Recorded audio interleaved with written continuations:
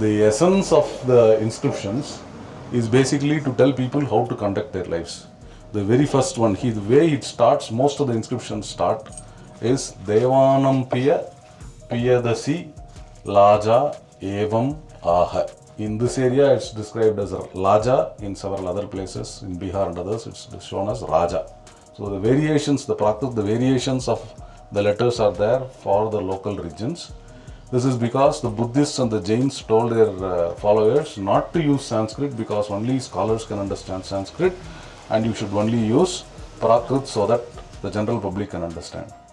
Which is kind of a bull this thing, because only 10% of the general public would even then read until the 19th or 20th century. And second, in the 1st century, Kanishka reversed this order, reversed Buddha's order, called a council and asked people to write in Sanskrit because every knowledge, all the knowledge was scattering, people couldn't understand each other.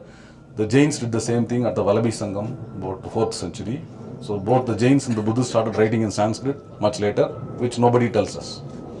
Okay, but in the Ashokan period, he was following the Buddha's order and writing in Prakrit and ordering his officials to follow these instructions, ordering the people also. The very first one talks about festivals and the great and enormous slaughter of animals. Whenever there is a festival, there is always sacrifice of chickens, goats and other animals, buffaloes and all these other animals. He talks about even about peacocks. And he says this great enormous slaughter of animals must stop.